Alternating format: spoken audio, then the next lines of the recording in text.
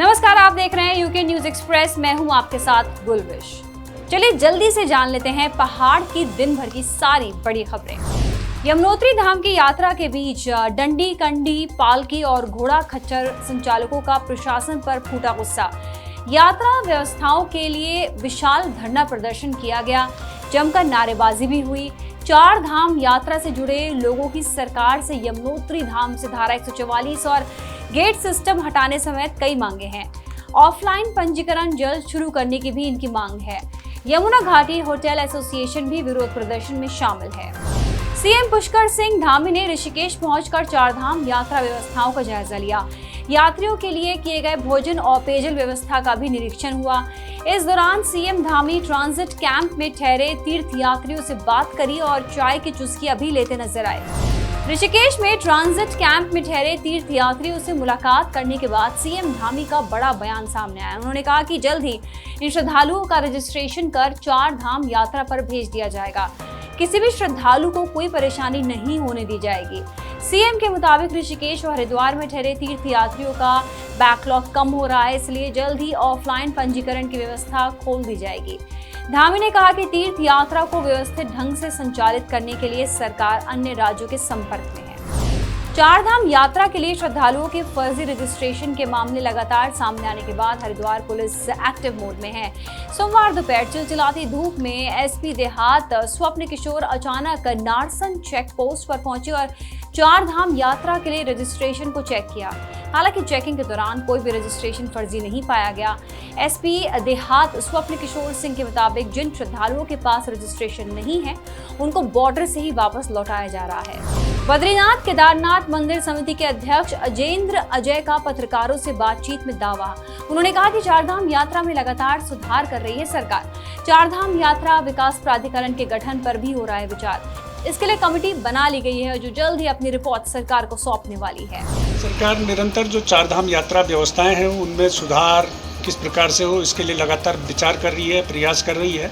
और इस क्रम में जो 4 धाम यात्रा विकास प्राधिकरण की जो चर्चा हो रही है वो इन सारे विषयों को ध्यान में रखते हुए हो रही है और उस पर गंभीरता से अभी विचार चल रहा है। और जो भी उसमें जितना भी बेहतर, आप जानते हैं कि क्योंकि 4 धाम यात्रा में बड़ी संख्या में श्रद्धालु तीर्थयात्री हमारे धामों में आ रहे हैं। 4 धाम यात्रा एक तरीके से हमारे प्रदेश की आर्थिकी की रीढ़ भी है। तो जो यहाँ पर जो श्रद्धालु तीर्थयात्री आते हैं उनको किस प्रकार से अच्छी से अच्छी व्यवस्था मिल सके, किस प्रकार से व्यवस्थाओं में और अधिक सुधार हो, संशोधन हो, उनमें मजबूती मिले, इसके लिए प्रदेश सरकार निरंतर विचार कर रही है। और उसी संदर्भ में इस 4 धाम यात्रा प्राधिकरण के जो विचार आया है उस पर अभी सरकार गंभीरता से उस पर एक कमेटी भी सरकार द्वारा गठित की गई है और शीघ्र ही वो कमेटी अपनी जो संस्तुतियां हैं, जो रिपोर्ट है वो प्रदेश सरकार को सौंपेगी। केदारनाथ धाम की यात्रा में दर्शनों के लिए देश से नहीं विदेशों से भी भारी संख्या में श्रद्धालु पहुंच रहे हैं। श्रेष्ठ उत्तराखंड से शेयर किए गए केदारनाथ की यात्रा के अनुभव। कहा, बाबा केदार के दर्शन कर सपना हो गया साकार। विदेशी श्रद्धालुओं ने प्रशासन की ओर से यात्रा मार्ग पर किए गए इंतजामों से संतुष्टि जताई। 4 धाम यात्रा व्यवस्था को बेहतर बनाने के लिए उत्तरकाशी जिले में 2 दिन के दौरे पर पहुंची संयुक्त विदेशक विनोद कुमार। गंगोत्री में नगर पंचायत का निरीक्षण किया। स्थानीय लोगों के साथ बैठक कर सफाई व्यवस्था की भी जानकारी। देहरादून में रिस्पना नदी किनारे सरकारी जमीन पर बनाए गए 5 से ज्यादा अवैध भवनों पर बुलडोजर का एक्शन शुरू हुआ। नगर निगम की टीम ने भारी पुलिस बल के साथ चूना भट्टा से अवैध निर्माण हटाने की शुरुआत की। एनजीटी के आदेश के बाद 2016 के बाद रिस्पना नदी के किनारे अवैध बस्तियों के निर्माण को ध्वस्त करने की कार्यवाही चल रही है। देहरादून में अवैध अतिक्रमण के खिलाफ की जा रही कार्यवाही पर सियासी पारा भी गरमाया। कांग्रेस ने कार्यवाही पर ऐतराज जताते हुए धामी सरकार को घेरा। कहा, बीजेपी सरकार ने सत्ता में आने के बाद मलिन बस्तियों के नियमितीकरण को लेकर कोई ठोस कदम नहीं उठाया है। कांग्रेस के आरोपों पर शहरी विकास मंत्री प्रेमचंद अग्रवाल बोले, कांग्रेस सिर्फ आम लोगों को गुमराह करने का काम कर रही है। रुड़की में स्वास्थ्य विभाग और प्रशासन की टीम ने झोला छाप डॉक्टरों पर बड़ी कार्रवाई की। टीम ने छापेमारी के दौरान बिना रजिस्ट्रेशन चल रहे 2 अस्पतालों, कैलाश नर्सिंग होम और जीवन दीप नर्सिंग होम को मौके पर सील किया, जबकि 4 अस्पतालों, माही अस्पताल, जच्चा बच्चा अस्पताल, डायमंड अस्पताल और अभी नर्सिंग होम पर 50-50 हजार का जुर्माना लगाया। इन अस्पतालों में मरीजों का इलाज कर रहे डॉक्टर्स की टीम कोई भी डिग्री दिखा नहीं पाई। प्रशासन के मुताबिक लंबे समय से ये शिकायत मिल रही थी कि रुड़की में कई ऐसे अस्पताल हैं जो नियमों का पालन नहीं कर रहे और मरीजों की जान के साथ खिलवाड़ कर रहे हैं। ऋषिकेश में बीजेपी सांसद के बेटे को रौब दिखाना भारी पड़ा। हूटर बजाकर उड़ा रहे थे नियमों की धज्जियां, पुलिस ने काट दिया चालान। पुलिस के मुताबिक उत्तर प्रदेश के कानपुर देहात के सांसद देवेंद्र सिंह के बेटे ने ट्रैफिक नियम तोड़ा और सत्ता की हनक भी दिखाई। इस पर ऋषिकेश पुलिस ने सांसद की गाड़ी का चालान काटकर कोर्ट भेज दिया। पुलिस ने जिस दौरान ये कार्रवाई की तब गाड़ी में यूपी सांसद के बेटे और गनर समेत 7 लोग बैठे थे। हल्द्वानी में लकड़ी तस्करों और वन विभाग के बीच हुई जबरदस्त मुठभेड़। इसमें एक तस्कर गोली लगने से घायल हो गया है। मुठभेड़ के बाद वन विभाग की टीम ने भारी मात्रा में बेशकीमती सागौन की लकड़ी, बाइक और तमंचा बरामद किया। वन विभाग के मुताबिक कुल 3 तस्करों की गिरफ्तारी हुई है। टूरिस्ट सिटी मसूरी में एसडीएम के निर्देश के बाद भी नहीं हो पाया माल रोड की 10 मीटर की सड़क का निर्माण। लोगों में भारी गुस्सा नजर आया। पिछले साल माल रोड का 10 मीटर का हिस्सा क्षतिग्रस्त हो गया था। लोगों की शिकायतों के बाद एसडीएम दीपक सैनी ने लोक निर्माण विभाग को 15 मई तक माल रोड के क्षतिग्रस्त 10 मीटर के हिस्से के निर्माण को लेकर सख्त निर्देश दिए थे, लेकिन विभाग के अफसर अब भी सोए हुए हैं। लोगों ने मांग की है कि लापरवाह अफसरों और कर्मचारियों पर एसडीएम फौरन एक्शन ले और 10 दिन में सड़क निर्माण कराए। उत्तराखंड कांग्रेस के पूर्व प्रदेश अध्यक्ष गणेश गोदियाल ने पौड़ी के बीरोखाल के आपदाग्रस्त क्षेत्रों का दौरा किया। ग्रामीणों की समस्याओं को सुनकर हर संभव मदद करने का भरोसा दिया। गोदियाल ने प्रदेश सरकार पर आरोप लगाया कि इतनी बड़ी आपदा आने के बावजूद भी बीजेपी का कोई नेता प्रभावितों की सुध लेने नहीं पहुंचा। गोदियाल ने इस मामले पर सीएम धामी से मुलाकात की बात भी कही। पौड़ी जिले में 4 अस्पतालों से रेफर हुए युवक ने इलाज के लिए दिल्ली जाते वक्त दम तोड़ दिया। मामला नैनी डांडा ब्लॉक के गांव का है। एक युवक के बीमार पड़ने पर एक के बाद एक कुल 4 अस्पतालों ने उसे रेफर किया।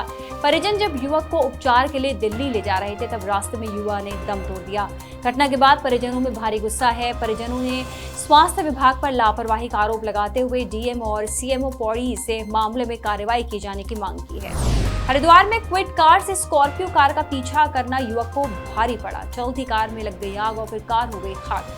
घटना श्यामपुर कांगड़ी के पास की। आग लगने पर क्विड के ड्राइवर ने कार से कूदकर अपनी जान बचा ली। बताया जा रहा है कि क्विड कार की स्कॉर्पियो से चंडी घाट पर टक्कर हो गई थी, जिसके बाद टक्कर मारने वाले स्कॉर्पियो कार का क्विड कार चला रहे युवक ने तेजी से पीछा किया और इसी के दौरान अचानक कार में आग लग गई।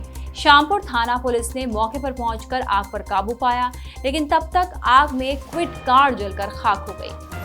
नैनीताल में माउंट रोज कंपाउंड के पास से कुत्ते को जबड़े में दबाकर ले गया खूंखार गुलदार। कंपाउंड में खून देखकर भयभीत हो गए लोग। पास से में लगे सीसीटीवी फुटेज को खंगाला गया, तब पता चला गुलदार ने आधी रात को कुत्ते को अपना शिकार बनाया। डरे सहमे लोगों ने वन विभाग को गुलदार को पकड़ने और रिहायशी इलाके में रात में गश्त लगाने की मांग की है। पौड़ी के श्रीनगर में पिंजरे में कैद हुआ आदमखोर गुलदार। पिछले कई दिनों से इलाके में इसने आतंक मचाया हुआ था, जिसके बाद वन विभाग ने गुलदार को पकड़ने के लिए पिंजरे लगाए थे। इससे पहले ग्लास हाउस के पास 24 मई को एक गुलदार पिंजरे में कैद हुआ था। उत्तरकाशी जिले के सीमा और देहरादून जिले के जौनसार में शिलगुर महाराज, बिजट महाराज और चुड़ेश्वर महाराज की 3 देव डोलियां सिमोग मंदिर से क्यारी गांव में एक दिन के प्रवास पर पहुंची। देव डोलियों ने पूर्व जिला पंचायत अध्यक्ष रामचरण नौटियाल और बॉलीवुड सिंगर जुबिन नौटियाल के घर पर प्रवास किया। इस दौरान श्रद्धालुओं की भारी भीड़ हुई। कैदियों के लिए आकर्षण का केंद्र बनी हरिद्वार जिला जेल की दीवारें। जेल की ऊंची ऊंची दीवारों पर महापुरुषों, वीर सैनिकों, देवी देवताओं और चिपको आंदोलन के चित्रों के साथ ही बैरकों को अलग अलग धर्मों के नाम दिए गए हैं। 2 महीने की कड़ी मेहनत से जेल में बंद कैदियों ने इन चित्रों को बनाकर बाकी कैदियों को व्यस्त रहने का संदेश दिया। जेल प्रशासन के मुताबिक ऐसे कामों से कैदियों की सोच सकारात्मक बनती है। वो सजा पूरी होने के बाद जिंदगी में कुछ नया और समाज के हित में अच्छा करने के बारे में सोचते हैं। तो यूके न्यूज एक्सप्रेस में ये थी आज की सभी अहम खबरें। कल फिर से हाजिर होंगे, तब तक के लिए दीजिए इजाजत और आप देखते रहिए श्रेष्ठ उत्तराखंड।